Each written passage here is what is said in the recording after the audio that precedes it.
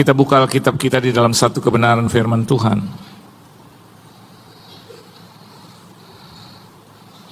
Yaitu di dalam Injil Matius.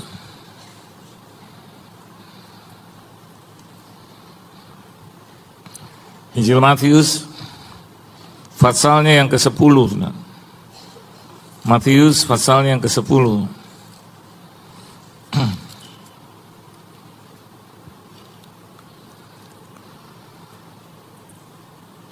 Ayatnya yang ke-22. Kita akan baca bersama-sama. Matius pasalnya yang ke-10. Ayatnya yang ke-22. 1, 2, dan 3. Dan kamu akan dibenci semua orang oleh karena namaku, tetapi orang yang bertahan sampai kesudahannya akan selamat. Ini bicara tentang penganiayaan dan penderitaan di akhir zaman, saudara. Dan Alkitab di dalam Yudas pasalnya yang pertama, coba kita lihat Yudas pasalnya yang pertama. Kitab Yudas pasalnya yang pertama, ayatnya yang ke-17 dan sampai dengan ayat yang ke-19. Kita boleh baca bersama-sama. 1, 2, dan 3. Tetapi kamu saudara-saudaraku yang kekasih, ingatlah akan apa yang dahulu telah dikatakan kepada kamu oleh rasul-rasul Tuhan kita Yesus Kristus. Terus, sebab mereka telah mengatakan kepada kamu menjelang akhir zaman akan tampil pengejek-pengejek yang akan hidup menuruti hawa nafsu kefasikan mereka. Mereka adalah pemecah belah yang dikuasai hanya oleh keinginan-keinginan dunia ini dan yang hidup tanpa Roh Kudus. Jadi kita bisa membedakan sekarang kenapa atau ada apa dengan kehidupan saya dan Anda di hadapan Tuhan. Ternyata akan banyak orang yang membenci kita karena nama Yesus. Perhatikan dengan baik dan coba dengar dengan teliti. Banyak nanti Alkitab katakan bahwa ayat yang ke-22 dari Matius pasal yang ke-10, kita akan dibenci semua orang oleh karena nama Yesus, bukan karena perbuatan, tabiat kita, sifat kita, sudah. Or karena notorious itu dikenal karena keburukannya gitu, bukannya begitu. Tapi dibenci karena nama Yesus ada di dalam engkau, ada di dalam saya. Nah, kalau sudah sampai ke sana, maka saya dan Anda harus berpikir ulang bahwa sesungguhnya kesudahan alam itu sudah dekat. Kalau Anda lihat juga di media sosial, Anda bisa melihat bagaimana nama Yesus itu disesah sedemikian rupa. Dan jangan balas kejahatan dengan kejahatan, saudara. Amin, saudara. Jangan terpancing dengan hal itu. Karena anak Tuhan biar dijauhkan daripada itu. Tetapi dibenci karena nama Yesus, iya. Jangan kaget dan heran karena Alkitab sudah katakan itu. Bahkan di dalam Yudas pasalnya yang pertama akan timbul nanti pengejek-pengejek. Anda sudah rasakan belum ejekan itu? Ya, saya sudah rasakan, sudah. Banyak yang mengejek-ejek. Bahkan ada di dalam media sosial saya. Dan mereka mengatakan, suami yang begini, istri yang begini, gitu. Saya menceritakan apa adanya tentang hubungan kita selama 34 tahun, diejek. Dan kalau Anda lihat tidak ada satupun yang saya balas. Kenapa demikian? Karena saya sadar, saya tahu ini bukan karena kesalahan saya, tapi karena akibat saya dan Anda mengikuti Yesus. Dan jangan pernah balas juga dengan kebencian dan kemarahan. Amin, saudara. Dan kadang kita beribadah seperti ini ada banyak ejekan. Ngapain beribadah? Bait Allah tuh tubuh kita sendiri. Kita juga tahu bait Allah adalah tubuh kita sendiri. Tapi pada prinsipnya, Yesus saja masuk ke dalam sinagog. Dia mengajar di sinagog. Bukan di rumah-rumah saja, tapi di sinagog. Di usia 12 tahun dia ada di sinagog. Dari masa remaja, masa muda, sehingga sampai di usia 33 tahun, tidak pernah lepas dari itu. Nah, kalau ada ejekan-ejekan seperti itu, buat apa kamu setia? Suami kamu udah selingkuh kok. Itu ejekan. Buat apa Para istri masih mengampuni suaminya yang penuh dengan kesalahan. Kalau saya jadi dia, saya sudah putuskan, buat apa lagi? Banyak yang seperti itu. Pengikut Kristus ajarannya aja seperti itu. Katanya. Kok Tuhan menjadi manusia? Padahal kita tahu jawabannya, itulah Tuhan yang hebat. Apa susahnya Tuhan menjadi manusia? Yang menjadi pertanyaan, manusia jadi Tuhan itu. Betul apa betul?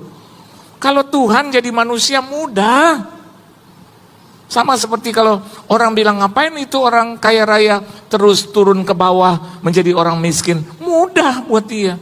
Yang sulit, orang miskin itu saudara mau berubah jadi orang kaya itu sulit. Pakai jam tangan palsu, betul nggak? Terus pakai hal-hal yang palsu, pakai tas-tas yang palsu untuk menjadikan diri bahwa dia adalah orang kaya. Tapi bagi orang kaya untuk jadi miskin, mudah. Amin saudara.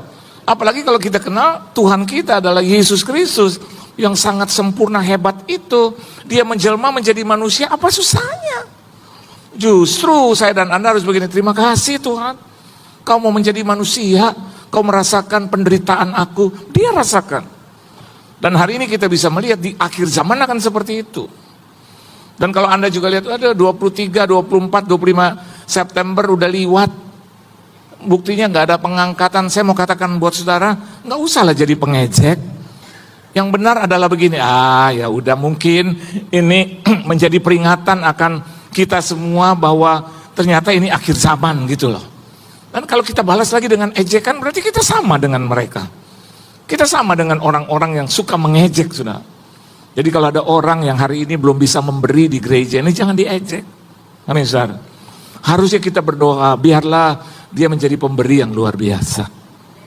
Kalau ada orang ternyata jalan kaki, puji Tuhan, karena pada prinsipnya semua orang kaya atau miskin kalau minta izin begini, saya jalan dulu ya. Nggak ada yang bilang, saya naik mobil dulu ya, nggak ada. Tadi gembala saudara mau ke airport, dia bilang, Pak Johan saya jalan dulu ya. Saya bilang, mau kemana Pak? Airport jauh banget jalannya Pak. Oh iya saya naik mobil, itu yang benar. Jadi kalau ada orang di sini, ternyata jalan kaki puji Tuhan, sehat itu saudara. Saya ini punya kebiasaan dulu dan sampai hari ini membuat saya sehat loh. Saya tiap hari jalan puluhan kilo, bukan karena berusaha mau jadi langsing, enggak, karena penderitaan miskin dan susah. Tapi hari ini saya lihat puji Tuhan ya. Orang-orang di usia 40, 50 tahun, Pak kendalanya cuma satu Pak. Terus langsung pegang lututnya, umur 60 juga. Aduh Pak, saya sehat lahir batin, cuma kaki ini gak bisa diajak kompromi. Waktu saya dengar itu, saya bilang, puji Tuhan. Dulu latihan waktu penderitaan miskin susah, bagus loh saudara. Bagaimana saya bisa naik kendaraan, duit juga gak ada. Dan kalau hari ini Anda tanya, saya pernah diundang di satu perusahaan. Ternyata perusahaannya itu lantai 9 menjangkau lift, terus naik tangga lagi 1. Jadi ibadahnya di lantai 10. Waktu saya datang ke sana, tiba-tiba disambut oleh anak muda umur 22 tahun. Umur saya waktu itu 50-an lah. 50 sampai 55. Terus dia bilang gini, Pak maaf karena satu dan lain hal listrik mati. Terus saya bilang, oke, nggak apa-apa, kita nggak usah pakai pengeras suara lah. Bukan itu masalahnya Pak. Apa? Ini mau naik ke lantai 10. Terus, ya maaf ya Pak ya. Tapi terus dia pancing-pancing saya yakin Bapak kuat karena roh Allah, roh kudus. Bapak akan dimenangkan oleh Tuhan karena Bapak membawa berita baik dalam hati. Saya tahu lah. Dan dia bilang sama saya, Pak siap dong Pak ya untuk naik ke lantai 10. Terus dia umur 22, dia biasa lari, dia biasa maraton. Terus dia gini, siap Pak. Dia kayak ngeledek saya gitu. Tapi dalam hati saya, puji Tuhan gue pernah susah, puji Tuhan gue pernah kelaparan, puji Tuhan gue pernah miskin. Dan saya dilatih oleh itu. Jadi saya bilang, oke, dalam nama Yesus. Naiklah ke lantai 1, masih aman. Gitu masuk ke lantai 2, saya udah agak ngos-ngosan. Saya bilang, Tuhan apakah saya harus berhenti? Tuhan bilang sama saya, pakai hikmat, kebijaksanaan, akal budi, marifat. Sampai di lantai 2 saya bilang, wah ruangannya bagus. Ini lukisan-lukisan bagus, padahal saya mau beristirahat itu. Luar biasa. Saya lihat catnya itu kombinasi, iya Pak, ini dibangun oleh pemilik. Oh ya luar biasa. Sama owner Pak, iya luar biasa. Ayo Pak kita lanjut. Oke, ya kan? Dia nggak tahu ini saudara, saya lagi atur nafas. Begitu masuk lantai 3, 4, masuk ke 5, saya udah kembali ngos-ngosan. Terus saya bilang, ruangan ini beda dengan yang di 2 ya. Luar biasa. Itu kamar buat apa? Oh ini buat keuangan. Luar biasa. Sebesar apa ukuran ruangan ini? Biasa Pak, nggak terlalu besar, dia buka pintu. Haleluya. Begitu selesai, mari Pak lanjut lagi nanti terlambat. Oke. Masuk lantai 6, lantai 7, masuk ke 8, saya turunkan juga, saya punya nafas. Kalau ini agak lega ya. Luar biasa. Saya mau tanya WC di mana? Tuh, hikmat kebijaksanaan kalbudi marifat. Ada sih Pak, tapi sebelah ujung, nggak terlalu bersih. Oh, saya suka yang kotor-kotor dikit juga saya suka. Saya masuk ke WC, lama saya. Ngos-ngosan. Dia teriak, Pak sudah belum? Begitu selesai kira-kira 5-7 menit, dia bilang, Pak, airnya agak itu ya, agak sedikit. Iya Pak, karena sudah di lantai atas. Tinggal naik lagi kan lantai 9. Sampai di lantai 9, ini akhir ya? Iya Pak, ini akhir daripada lift. Kita naik lagi 1 lantai. Tangganya luar biasa, nih tangganya menuju ke atas. Saya atur nafas lagi. Sampai ke lantai 10. Aman. Karena apa? Biasa dilatih sudah. Jadi saya mau katakan buat Anda, kalau Anda hari ini ada dalam kesukaran, anggap itu latihan. Anggap itu yang diperkenankan Tuhan buat kita. Tidak akan membuat kita menjadi hancur, tidak. Tapi sampai di lantai 10. Orang-orang nyambut, kuat ya Pak. Hikmat aja ini yang membuat saya kuat. Terus mereka bilang, nanti turunnya gampang. Kita kan pencinta turunan ya saudara ya. Kalau Anda pergi ke Israel tuh, itu kalau kita mau masuk ke Mesir, itu naiknya itu saudara. Dulu ya. Sekarang saya baca bahwa tempat di mana Musa mendapatkan 10 perintah Tuhan akan dijadikan hotel. Akan dijadikan apa? Tempat-tempat pelesiran itu saudara. Karena mereka menganggap supaya ini jangan hilang saudara. Ya, yang dikatakan oleh kebenaran firman Tuhan, Musa pergi ke sana. Saya pernah lewatin itu saudara, sampai ke atas. Waktu itu saya masih muda. Dan pada saat di atas, roh Tuhan ada bersama dengan saya. Dan tiba-tiba saya berbahasa dari segala bahasa. Saya nggak ngerti, tapi hati saya hancur, hati saya pecah. Dan waktu saya lihat di atas begitu, aduh dingin saudara.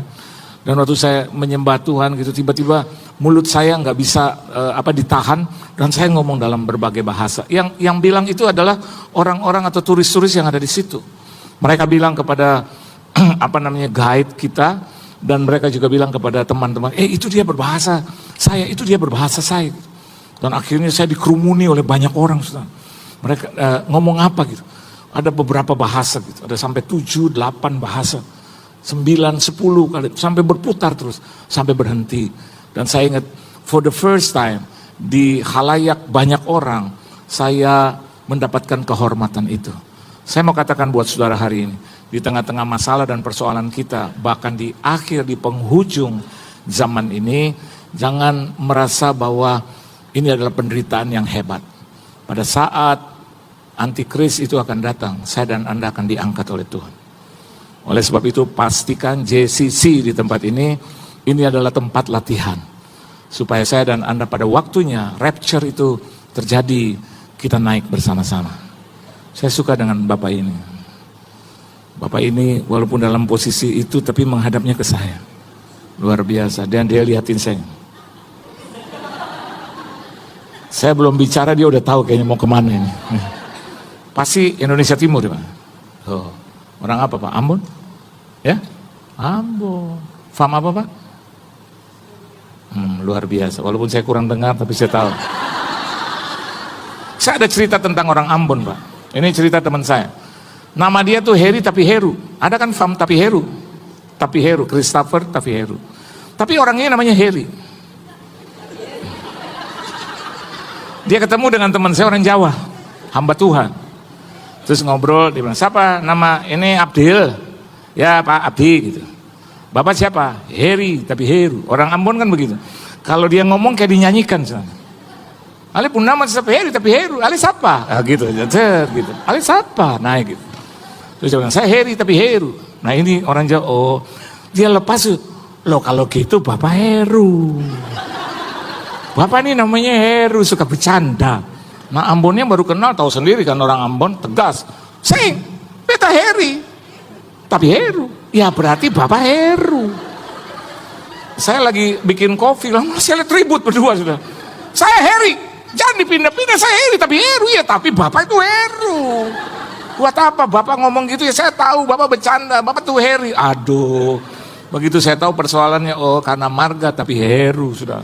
Saya bilang begini, mas, dengar. Ini namanya Heru, tapi marganya, tapi Heru, masih ngotot sudah. Ya jadi dia Heru dong, oh, udahlah. Dia mau Heri, dia mau Heru, udahlah. Kita baik-baik aja. Nah hari ini kita bisa melihat apa sih yang harus saya dan Anda siapkan untuk ada di dalam satu tribulation, sebelum tribulation itu terjadi. Kita lihat kemarin kan tanggal 28, 29, 30 apa yang terjadi? Chaos, betul? Ya. Kenapa saudara? Jawabannya sederhana, ya. Manusia itu tidak dianggap seperti manusia. Ketika mereka mendapatkan kenaikan gaji, kesian yang rakyat biasa, mereka joget-joget itu saudara, ya kan? Ingat itu peristiwa itu, ya? Para wakil rakyat itu joget-joget gitu. Sedangkan rakyat bengong aja gitu. Kenaikan harga, sedangkan gaji nggak naik-naik. Maka terbersit satu amukan gitu. Dan terjadi Anda bisa lihat yang sudah dihancurkan ada beberapa hari. Tol itu direnovasi kembali, akibatnya juga kena rakyat juga. Macet di mana-mana. Dan kalau Anda lihat sebetulnya akhir zaman itu sedang terjadi. Ya. Tidak usah harus dibilang tanggal berapa, bulan berapa, tahun berapa. Kalau ada hamba Tuhan salah, ya resiko dia. Sebetulnya dia cuma bilang aja akhir zaman, nggak usah dibilang lagi tanggal, waktu. Orang anak manusia pun nggak tahu gitu. Kadang-kadang saya juga nggak mau ngomong begitu. Orang suka tanya, Pak kurang lebih Yesus datang nggak Pak? Ya pasti datang. Kapan? Saya nggak tahu. Karena kalau saya bilang tanggalnya, bulannya, tahunnya, kayak saya paling benar, saya nggak tahu apa-apa tentang itu.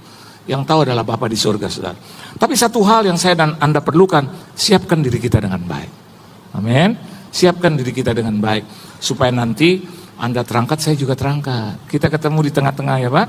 Anda teriak, Bung Pendeta. Terus saya, Bung, apa kabar Bung? Sambil jalan. Ya. Terus saya tanya, istri di mana? Itu di belakang. Terus Bapak juga tanya, keluarga di belakang semua, jangan dibalik. Bapak naik, saya nggak terangkat. Waduh. Dan Bapak Pendeta liwatin rumah saya tuh, Pak Pendeta, sing mau naik ke atas. Saya bisa Bung. Kenapa? Karena istri saya itu atur jadwal sampai 2027. Saya suka bilang sama istri saya, stop, atur jadwal sampai tahun-tahun. Tapi ini udah sampai 2027 tengah, ya udahlah. Saya bilang Tuhan, bukan saya menahan Tuhan, tapi tolong ingat saya. Jangan terus kau datang 2025 akhir atau 2026 awal, saya nggak diangkat.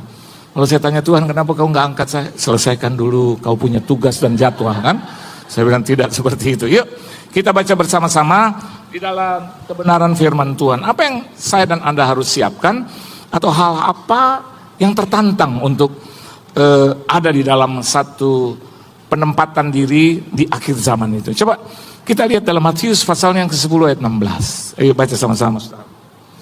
Puji Tuhan saya bisa selesaikan 4 kali ini saudara. Tuhan baik ya, luar biasa.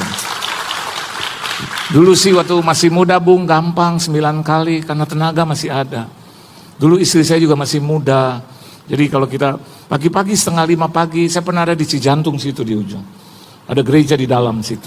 Saya ingat Paskah itu, dan banyak korps RPK, Kopassus hadir di situ. Saya pernah disuruh oleh Tuhan melalui istri saya 9 kali, dan itu masih kuat sudah. Tapi sekarang usia saya sudah lebih dari kepala 6, benar, ya. Tapi hari ini dipercayakan Tuhan dan boleh juga melayani di JCC dan berjumpa dengan saudara, luar biasa. Bagi saya berjumpa dengan Tuhan itu kerinduan. Yang kedua, kalau saya dekat dengan keluarga, aduh indah sedang. Yang ketiga, kalau saya jumpa dengan jemaat, saya suka. Jadi di mana-mana, Pak Pendeta. Bahkan ada banyak orang yang seringkali WA saya atau DM saya, mereka bilang, Pak Pendeta saya mau foto, Pak Pendeta saya mau salaman, tapi Pak Pendeta sudah digiring masuk ke ruangan. Saya bilang, ya saya nggak tahu apa-apa. Pernah satu sekali itu gereja membebaskan saya, jumlahnya ribuan, akhirnya ribuan tangan saya jaman. Haleluya, amin, haleluya. Anda pikir nggak capek-capek sudah dalam nama Yesus. Dan ini nih, menjaga muka tetap oke. Sampai akhirnya ketika selesai saya masih masih masuk. Istri saya tanya, Pak mau kemana? Gitu. Pak ini bini lah. Kebiasaan itu masuk sudah. Ya. Coba kita lihat Matius 10 ayat 16. Tadi di 2 khotbah yang pertama gembala saudara tegur saya, Pak kehilangan lucunya. Serba salah juga sudah. Kalau saya lucu ada banyak orang tua jangan terlalu lucu. Kalau saya nggak lucu gembala yang tegur. Yang lucu dong Pak. Jadi yang benar gimana gitu. Saya pernah ke WC dikejar oleh seorang jemaat. Mereka bilang, Pak yang lucu ya Pak, amin. Dalam hati saya nangis terus. Saya lagi mau bilang, emang kamu pikir saya badut? Ya udah terserah, nggak apa-apa lah ya. Oke, Matius pasal yang ke-10 ayat 16. Ayo baca sama-sama. 1, 2, 3. Lihat, aku mengutus kamu seperti domba ke tengah-tengah serigala. Sebab itu hendaklah kamu cerdik seperti ular dan tulus seperti. Jangan terlalu banyak mengeluh. Terus bilang, Anda enak, saya nggak enak. Di sekeliling saya orang-orang yang tidak mengenal Yesus. Bagus. Itu tempat di mana kau bisa memenangkan jiwa. Yang terjadi sekarang apa? Ayo, apa yang terjadi Ustaz? Ya, tarik-tarikan jemaat. AKBP ditarik ke GBI, GBI ditarik di GPDI, GPDI ditarik ke GII ditarik kepada semua, tarik-tarikan. Tapi Yesus bilang, aku sengaja membuat engkau, kutempatkan di tengah-tengah serigala. Tapi domba itu jangan berubah jadi serigala. Amin, saudara. Akhirnya saling makan, gitu. Saling intip, saling intai. Saya punya anjing, anabul, ya, husky. Anda tahu itu kayak serigala. Kalau dia bangun terus natap saya, kadang-kadang begitu saya bangun dia sudah ada di perapatan jalan di rumah saya. Terus saya lihat cuma matanya. Saya kaget juga, darah Yesus. Udah besar sekarang, baru umur 10 bulan aja udah besar. Beratnya berapa sekarang? 14 kilo. Dan dia kalau tatap saya juga bilang, namanya favor. Jadi kita panggil favor, orang Indonesia kayaknya dipelesetin, emper. Kayaknya dia mau bilang, emang gue lemper Pak gitu. Dan saya panggil, ini papa gitu. Dan hari ini, saya mau katakan buat Anda, dia menjadi anak bul yang jinak. Dan tiap kali dia lihat saya langsung menghampiri saya langsung di lutut. Dan kepalanya dia letakkan di lutut. Dia gini. Dia mau saya elus saya elus dia gitu. Kalau saya udah elus, terus saya harus bicara sama dia. Terpinter ya, terpinter dia. Dan kalau dia ngomong persis yang ada di media sosial. Saya bilang, aku belum ngomong. Papa cuman baru mau ngomong, baru udah makan.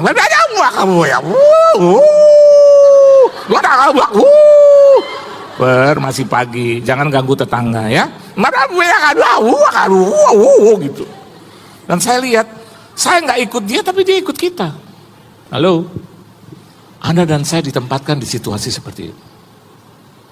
Saya mau katakan buat Anda, pembantu saya itu bukan Kristen, tapi berkali-kali bukan Kristen. Saya suka bilang sama istri saya, maaf ya Maya, boleh ngomongnya? Kalau bangun ketemu pembantu, jangan langsung kayak favor. Saya bilang udah.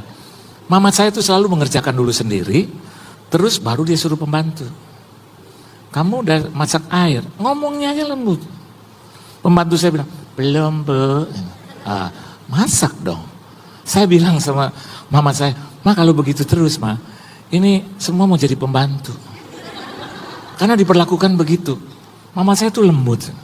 Saya belajar dari dia. Banyak orang bilang, ini pendeta ngomongnya mama melulu bukannya Yesus. Yesus tuh gak kelihatan bos. Halo. Kita, saya dan Anda harus jadi role model.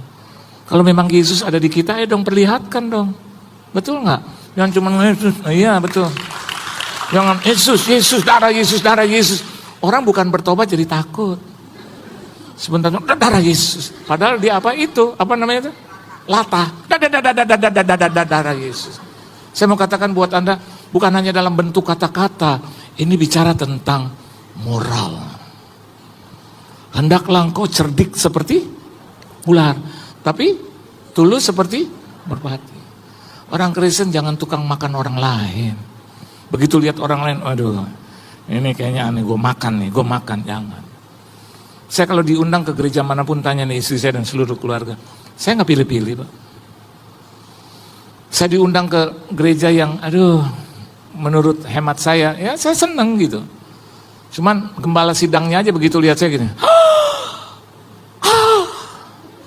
saya pikir kan ada orang lain di belakang, betul nggak? Jadi saya lihat tembok dan pintu gitu, dia gini, Pak Yohan, iya Pak, kenapa Pak? Saya cuma nonton Bapak di Reels, nonton Bapak di media sosial, di Instagram, di TikTok. Ternyata Bapak datang juga. Bapak tahu, waktu orang yang undang Bapak di sini, dia sebut itu anak muda. Kamu undang kan? Saya nggak percaya berbulan-bulan bahwa dia dapat Pak Yohan. Kenapa nggak percaya? Saya siapa? Terus saya bilang, saya nggak ngerti Pak. Ternyata Bapak mau datang juga ke gereja. Ya namanya diundang, datanglah. Saya terhormat, bisa diundang terhormat. Bahkan teman-teman saya telepon adik kandungnya dia, betul tuh Papa akan ke situ. Ya betul lah, gereja kok, rumah Tuhan, bukan saya mau besar-besarkan, rumah Tuhan, terhormat. 3 kali lagi diundang. Begitu sampai dia peluk, Pak, aduh, saya pikir Bapak nggak datang, ini udah datang. Terus dia nangis, laki-laki loh, nangis. Terus saya bilang, udah ya Pak ya, bukan apa-apa, nanti saya juga ikut nangis gitu loh. Akhirnya jadi kita gak khotbah, nangis-nangisan gitu. Jadi saya bilang, udah ya Pak ya, amin, saya udah datang, amin. Terus dia liatin saya terus selama kebaktian. Terus saya lihat dia, gitu lah. Saya bilang, tau Pak tuh, saya khotbah selesai. Begitu selesai, saya mau cari minuman saudara. Terus dia bilang begini, ya gerejanya cuma segini nih saudara. Terus saya lihat orang-orang yang datang, aduh sederhana tapi antusias. Saya lebih suka itu daripada keren-keren tapi nggak antusias. Amin. Kelihatannya orang hebat gitu, tapi liatin saya, adiknya Favor. Saya suka lihat mereka tuh di ujung sudah 3 kali jalan tol, terus masuk lagi ke dung. Begitu saya sampai semua jemaat gitu, saya kaget juga loh. Hah? Ternyata aku dirindukan juga, kan seneng. Begitu selesai, terus ayo Pak, dia duluan. Pak, ini mau masuk ke ibadah kedua. Pak, mau minum kopi ya? Itu favorit saya, saudara. Prabowo saya itu suka kopi, saudara. Jadi dia bilang, Pak, mau kopi ya? Ada ya Pak. Saya bilang gitu, lihat wajah saya. Ada ya Pak. Ya tunggu ya Pak, di sini aja Pak. Kita nggak punya ruang tunggu di sini aja. Saya tunggu 10-15 menit, nggak ada kopi. Saya lihat ini gembala cuma duduk, bolak-balik duduk lagi. Saya lagi mau tanya, itu kopinya kemana Pak? Diam, duduk, dia cengengesan lagi. Pak Johan, shalom. Dari tadi kan udah shalom. Tadi waktu saya mau bilang shalom Pak, ya kopi Pak, amin, haleluya. Saya istri saya lah, yuk Pak, jalan yuk. Mungkin dia nggak ada kopi. Udah kita jalan. Putar bolak-balik, ternyata pagi itu di daerah itu, ya Tangerang ujung sana, belum dibuka semua restoran, nggak ada. Sampai kafe atau apa, warung-warung nggak buka, masih pagi. Jadi mobil saya bolak-balik, lewat lagi tuh gereja, bolak-balik. Kebaktian kedua itu orang udah pada datang, dan mereka lihat mobil saya, ini Bapak Pendeta mau cari apa gitu, bolak-balik. Kalau cari Roh Kudus sudah ada kan di dalam, ngapain dia bolak-balik? Sehingga akhirnya sampai ke satu tempat dan anak saya bilang gitu, ada nih Pak di Google, di mana itu? Ini mall. Cepet Pak kita minum kopi di situ. Oke, cari. Begitu masuk saudara, digembok. Dan rumputnya udah segini. Jadi udah berapa tahun ditutup saudara. Di Google belum ditutup itu. Aduh, saya balik lagi. Dan orang-orang begitu tenangnya bilang, dari mana Pak? Saya mau bilang cuma saya lihat ada gembala. Nggak enak saudara. Kayaknya saya nggak bermoral gitu loh. Terus saya bilang, cari kopi. Pasti dia akan tersentuh. Oh iya Pak, saya lupa. Kasih ya. Jadi saya cuma ukur jalan. Ya. Amin saudara. Istri saya, ini maaf. Istri saya saja mau buang air saudara. Ya mungkin bukan karena kita sok sekarang saya mau tanya sama ibu-ibu di sini, saya mohon maaf aja karena kemajuan zaman kan, biasa kalau kita di WC suka yang jongkok apa suka yang duduk. Dia masuk jongkok. Anda tahu umurnya sudah 64 tahun. Itu kalau dia jongkok saya yakin dia nyusruk, saudara. Terus udah tidak dikenali lagi. Dia keluar kamar mandi, terus ada jemaat dan pengurus, sudah ya Bu, dia gitu, udah. Maksud istri saya gini, udah lihat kondisi jongkok. Gitu. Kan saya tahu dia punya lutut, kadang untuk naik ke lantai 3 aja pelan-pelan. Jadi waktu saya tanya, gimana Mah? Mah gimana? Terus dia gitu, masih ada orang gak enak ngomongnya. Oke. Kenapa Mah, air atau entar aja, entar. Itu hanya cuma bahasa suami istri. Itu cuma bahasa suami istri. Albert aja nggak tahu itu, nggak tahu. Saya kalau ngobrol berdua bahasa suami istri. Ma kita itu gitu, gitu. Istri saya udah tahu, langsung bisa ke kasir bayar. Karena saya tahu kelihatannya nih orang kayaknya susah gitu loh. Karena bolak-balik gitu, udah mau pulang. Dan saya lihat dia nggak enak hati. Jadi saya bilang, Ma, dia cepet loh. Oke. Pernah satu hari saya di rumah, terus tiba-tiba saya undang teman-teman. Ada kali 10-15 orang.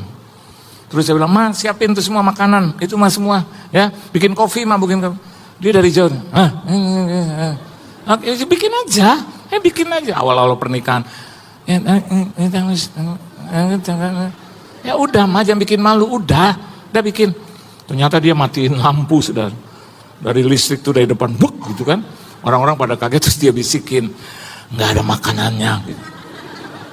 Begitu lampu dinyalakan lagi, tiba-tiba salah satu tamu saya bilang begini, oke yuk kita pulang yuk. Karena Bu Sri, Pak Yohan ini nggak ada apa-apa di rumah. Saya kaget gitu. Ternyata dia salah bisik, saudara. Dia bisikin teman saya. Sampai digini nih. Nggak ada makanan. Dan teman saya bisa begini. Balik yuk. Oh gitu, ke teman-teman yang lain, belum ada makanan kok, gimana Pak Yohan lagi sediain? Ibu, yuk balik, gue udah dikasih tahu. Jadi waktu saya lihat itu gembala kasih. Jadi akhirnya kita ibadah yang kedua, dan saya lihat jemaatnya antusias banget. Ya.